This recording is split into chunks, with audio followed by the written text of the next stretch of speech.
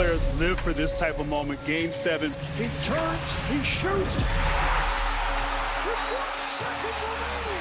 And we go to overtime. But Kumbo flips it, and it carries in. The game is tied. Big bucket from Chris Middleton. And the Bucks take the lead. Durant for 3. Comes up with an air ball. The Bucks beat the Nets in 7. It was game 7 on the road. We had to give everything we had. Trae Young, ice cold, delivers a 3. Herder is having a night. The top seed in the East, they are on their way out. A Philadelphia turnover. Atlanta, your Hawks are headed back to the Eastern Conference Finals for the first time in 6 years. Couple of wild Game 7 road wins set up the Eastern Conference Finals between the Hawks and the Bucks. Think about this for a moment. The 2 winning point guards in those games were each 5 of 23 from the field. And their teams won on the road in Game 7. It is when you score, though, Matt. It's amazing. Hawks return to their ancestral home for the 2nd ever Eastern Conference Finals appearance for them, and it starts tomorrow night.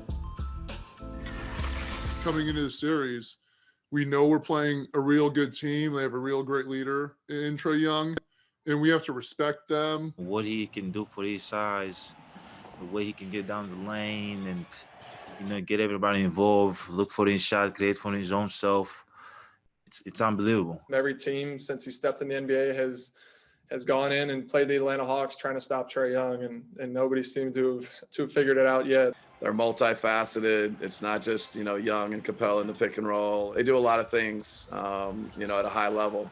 They're really good. And so, yeah, obviously Drew and Brooke, they always take a major workload defensively. They really stretch your defense with their ability to have a number of playmakers out on the floor.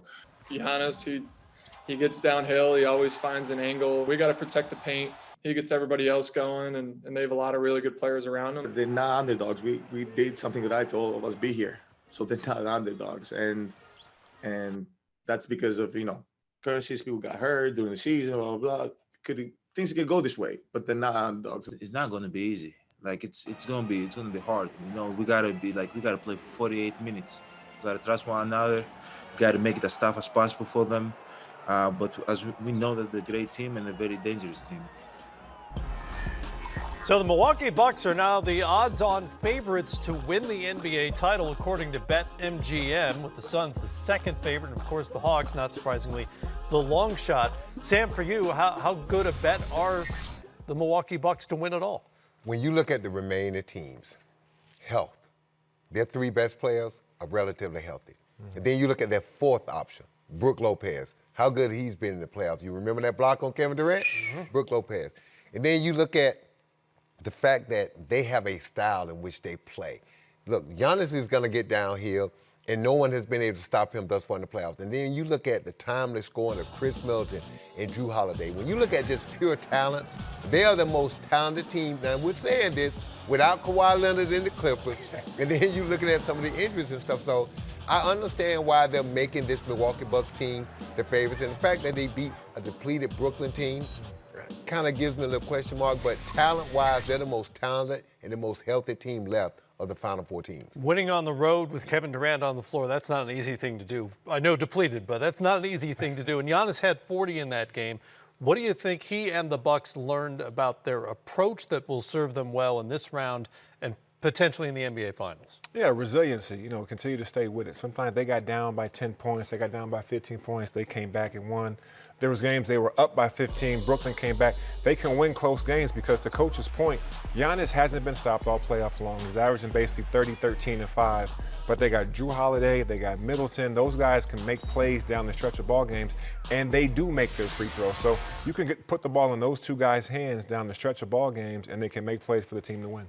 The thing that I like about the thing that's going to be good for the Milwaukee Bucks in this series, if you go back and look at the series before, Coach Bud was criticized for not putting Giannis on the ball. And he said Giannis is our best weak side defender.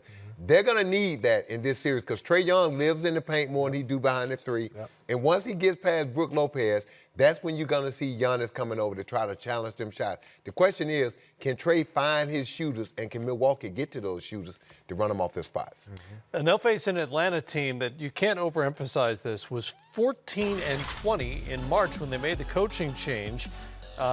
Finished out the season 37-11, took out the Knicks in 5 games, and somehow survived a Game 7 in Philadelphia to set up this Eastern Conference Finals, their first trip since 2015.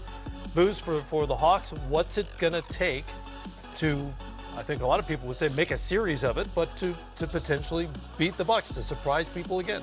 Yeah, they got to play how they play. They've been playing great. The ball's going to be in Trae's hands. He's been doing a great job of making the right decisions. He's poised. He's grown up a lot.